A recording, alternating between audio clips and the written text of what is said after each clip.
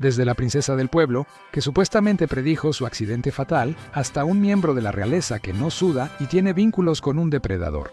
Y luego está la larga e incómoda historia de la familia con amistades cercanas con nazis. Cuando se trata de escándalos, la monarquía británica no tiene solo unos cuantos esqueletos en el closet, tiene todo un cementerio. Hoy en el show de infografías desenterramos los escándalos reales más impactantes de la historia británica.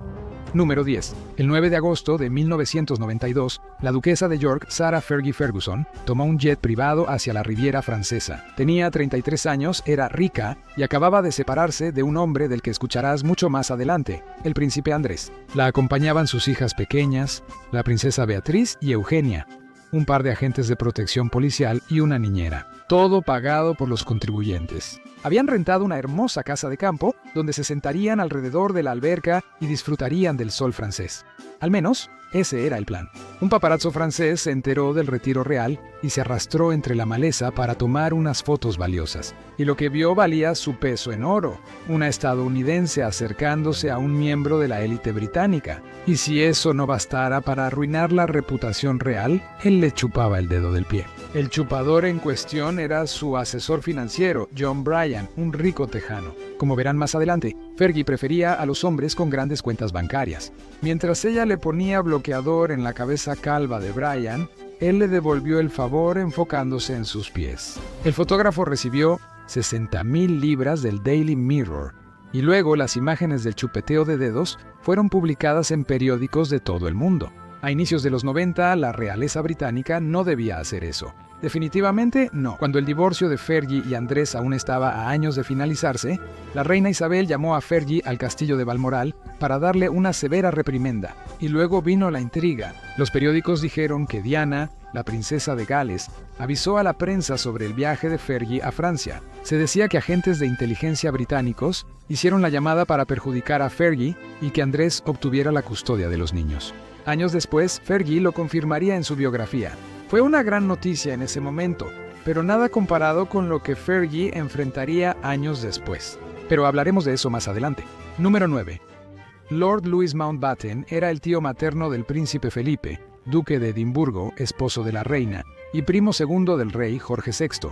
No era miembro de la familia real, pero estaba bastante cerca. Como ex virrey de la India y un hombre con el pecho lleno de medallas de ambas guerras mundiales, Mountbatten era uno de los peces gordos en los círculos de poder de Gran Bretaña. Su primer roce con el escándalo llegó en la década de 1970. Se le acercaron para apoyar un golpe de estado planeado por figuras del Military Intelligence, 5 y el establishment británico. Hasta algunos miembros de la realeza querían destituir al primer ministro Harold Wilson. El establishment y la CIA creían que Wilson era muy izquierdista, tal vez comunista encubierto, pero se equivocaban. Pero eso no impidió que algunos espías y sus aliados conspiraran para desprestigiar a políticos de izquierda con propaganda en la llamada Operación Naranja Mecánica. Como Mountbatten era muy admirado, los conspiradores pensaron que lideraría un gobierno provisional de unidad nacional. Una vez que Wilson fue obligado a salir, Mountbatten se negó y el golpe nunca ocurrió. Pero eso no fue el final de sus escándalos. Estaba casado con Edwina Ashley, la hija de un barón y heredera de una rica línea de condes. El tipo de personas que, más o menos, eran dueñas de Gran Bretaña en ese entonces.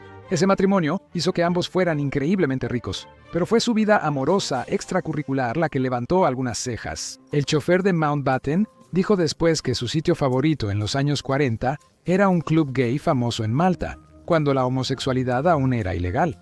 Circulaba un escandaloso rumor sobre un hombre que llegaría a ser jefe del Estado Mayor de la Defensa. Por supuesto, los estadounidenses bajo el mando del jefe del FBI, James Edgar Hoover, quien posiblemente también era gay, tenían un expediente sobre Mountbatten, tal vez para tener influencia sobre él, tal vez no.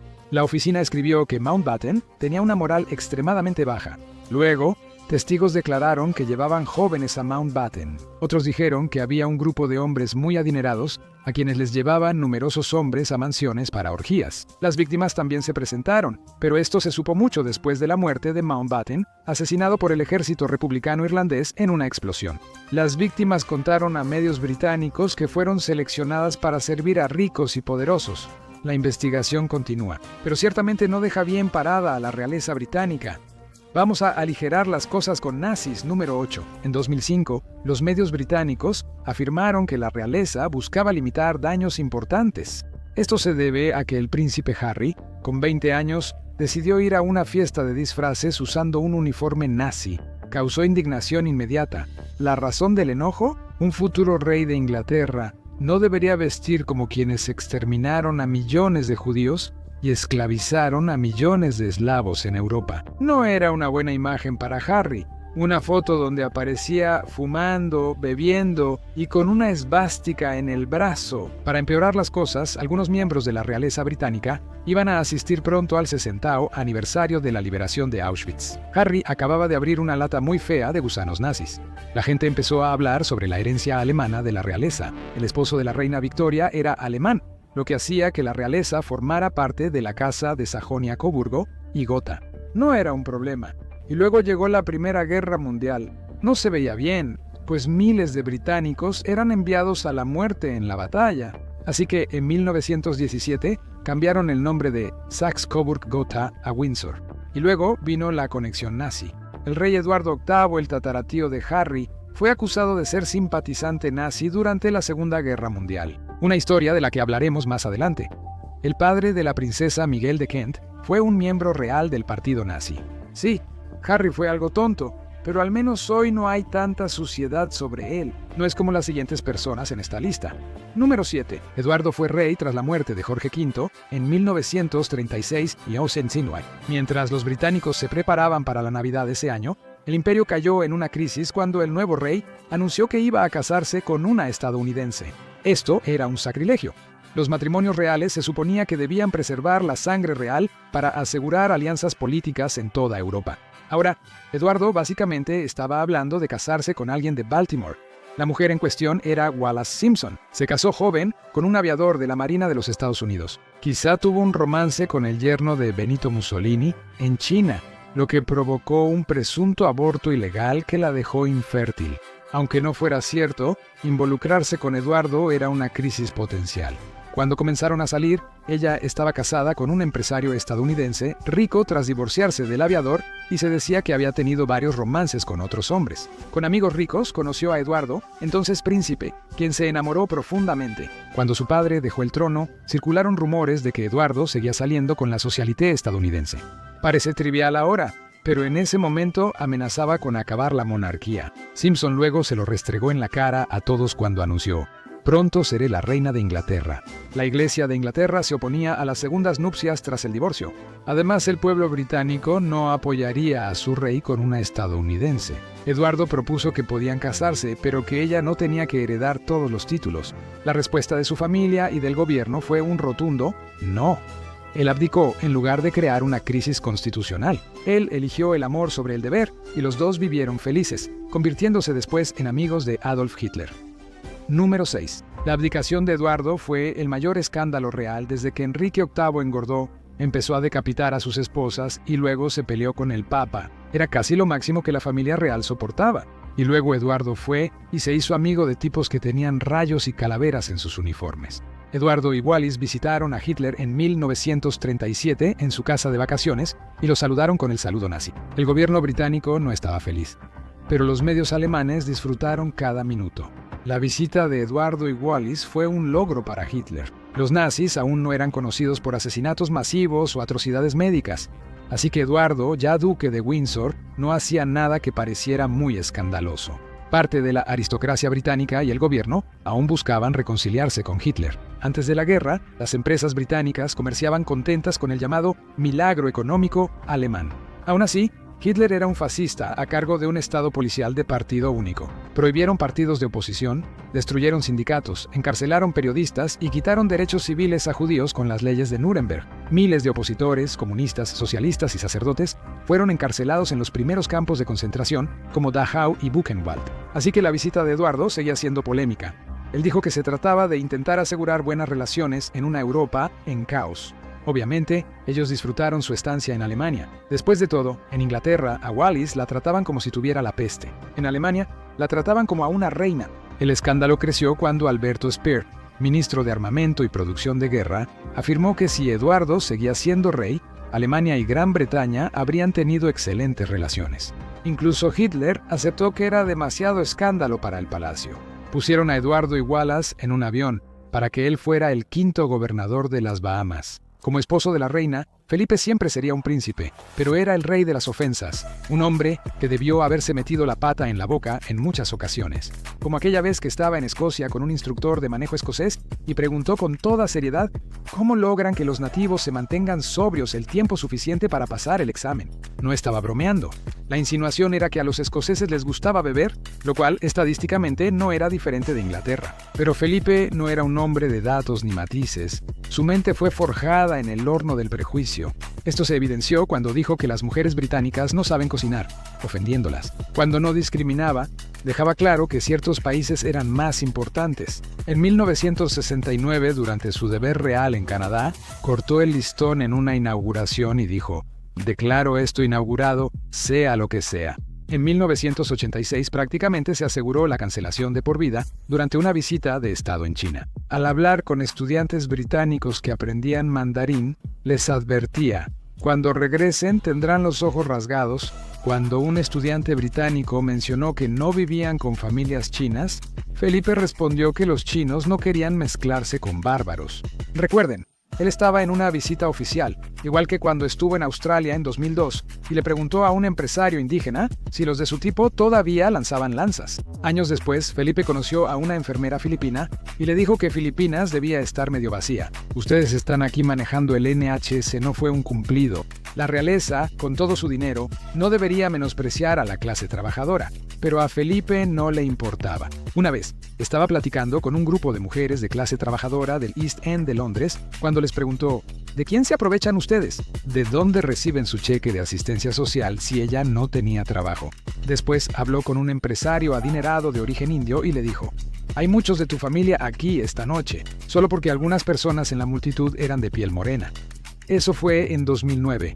No era mejor con los niños. En 2001, un niño le dijo que su sueño era ir al espacio algún día. Y Felipe lo miró y le dijo: estás demasiado gordo para ser astronauta. Bien, pasemos al top 4. Escándalos que desmitificaron la monarquía como nunca antes. Número 4. En 1993, el príncipe Carlos, ahora el rey Carlos III, acababa de separarse de la princesa Diana. Circulaban rumores sobre una aventura con Camilla Parker Bowles que resultaron ser ciertos. Ese año, los tabloides publicaron la transcripción de una llamada telefónica entre Carlos y Camilla, donde Carlos reveló su alter ego secreto, el hombre tampón. La conversación en realidad se remontaba al 17 de diciembre de 1989, cuando Carlos todavía estaba muy casado y supuestamente enamorado de Diana, en lo que el público británico creía que era un matrimonio de cuento de hadas. Camilla también estaba casada, pero lo que Carlos le dijo hizo estallar el techo del Palacio de Buckingham. Le dijo que quería estar dentro de ella. Mejor aún, dijo que quería reencarnarse como un par de sus bragas. Luego bromeó que, con suerte, volvería como un tampón. Ella dijo: «Oh, qué idea tan maravillosa». Y él respondió que probablemente acabaría en el inodoro. «Oh, cariño», rió ella. Al menos tenía humor. El resto de la conversación fue sobre cómo verse en secreto y en qué casa de alguien rico realizar sus actividades nocturnas. Problemas de gente rica número 3.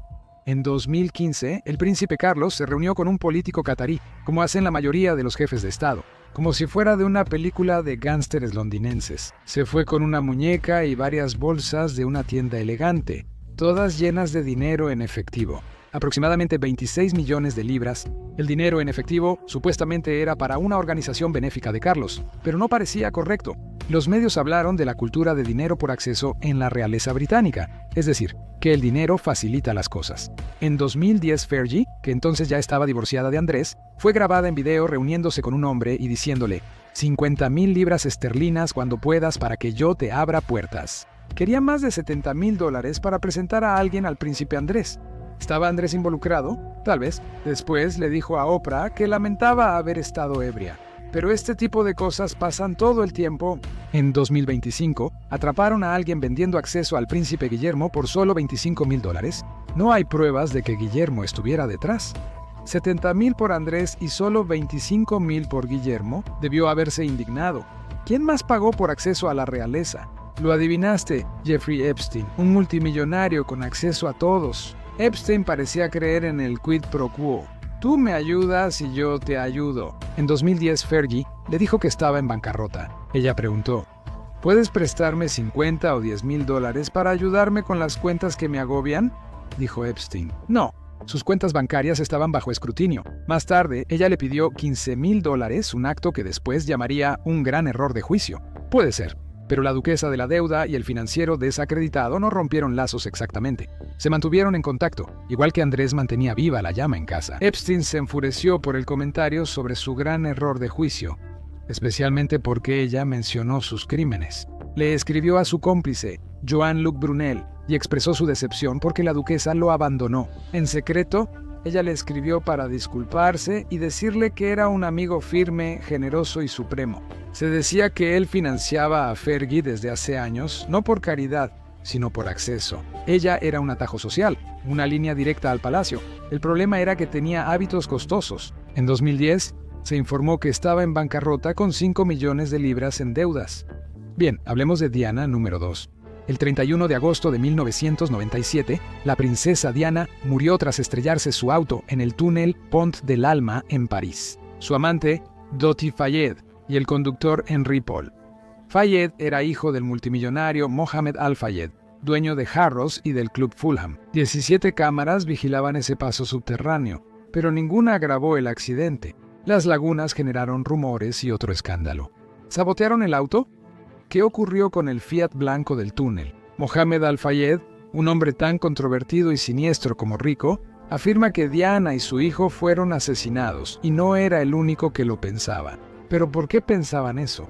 La carta que Diana escribió en 1993 a su ex mayordomo y amigo decía: «Esta etapa de mi vida es la más peligrosa. Mi esposo está planeando un accidente en mi auto, falla de frenos y una lesión grave en la cabeza, para que él pueda casarse con Tiggy», refiriéndose a Tiggy Lige Burke, ex niñera de los hijos de Diana. Diana escribió la nota en 1995 y se la entregó a su mayordomo, Paul Burrell, diciéndole que la guardara por si acaso él lo hacía. Solo se supo años después de su muerte, cuando Burrell la entregó a la prensa. Quizá Diana era paranoica, o solo fue coincidencia que predijera casi exactamente cómo moriría. Fue un vistazo a lo tóxica que era su vida en el palacio, o quizá era una falsificación. Se creía que Burrell era capaz de imitar la letra de Diana.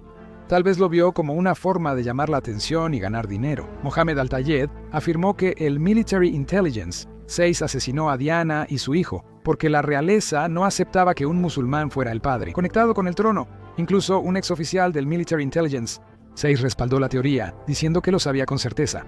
Las investigaciones oficiales no estuvieron de acuerdo, pero la idea persistió. El público sabía que la inteligencia británica antes había autorizado asesinatos.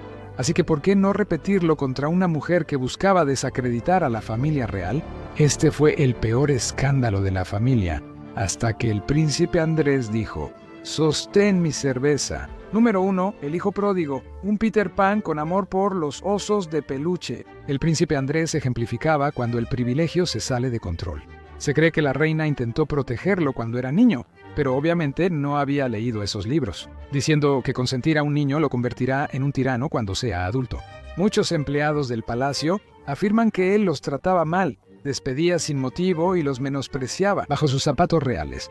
Hacía que los sirvientes acomodaran sus 50 a 70 osos de peluche ordenadamente sobre y alrededor de su cama, todos en la formación correcta, y los sirvientes tenían que saber todos sus nombres. Si un oso no estaba en su lugar, se enojaba, contó un sirviente a la prensa. Incluso recibía entrenamiento. Era tan peculiar. Después de todo, era un hombre adulto que había servido en las Malvinas. Esto es lo que pasa cuando ahogas a un niño con lujos y privilegios. Estaba corrompido, un producto defectuoso. Y luego vino su relación a ojos cerrados con su buen amigo Jeffrey Epstein. La verdad es que Andrés no es muy bueno para salir de problemas. No es un hombre de la calle. Fue fotografiado con el brazo alrededor de Virginia Giuffre, víctima de Epstein, y luego dijo no recordarlo. También negó haber visitado alguna vez un club nocturno con Giuffre, quien en ese entonces era solo una adolescente, donde supuestamente pasó la noche sudando mucho en la pista de baile. Según Andrés, eso era imposible porque físicamente no puede sudar. Y aparentemente él estaba en una pizzería local esa noche de todos modos. Cuando la British Broadcasting Corporation le preguntó por qué seguía siendo amigo de Epstein tras su condena, él dijo que fue honorable terminar la amistad en persona. Luego se supo que le escribió a Epstein tras salir la foto de Virginia Giuffre diciendo: Estamos juntos en esto. Su negación en la British Broadcasting Corporation fue una mentira descarada, aunque ya lo sabíamos. Terminó su carta con: mantente en contacto y juguemos pronto. Renunció a títulos como Duque de York, pero este escándalo podría hacer caer a la familia real de su pedestal. Los escándalos de la realeza británica fueron un desastre, pero eso no es nada comparado con lo que estaba ocurriendo en sus linajes. Mira cuando la endogamia real salió terriblemente mal, para ver cómo el poder y la genética chocaron de la peor manera. O haz clic en este video en su lugar.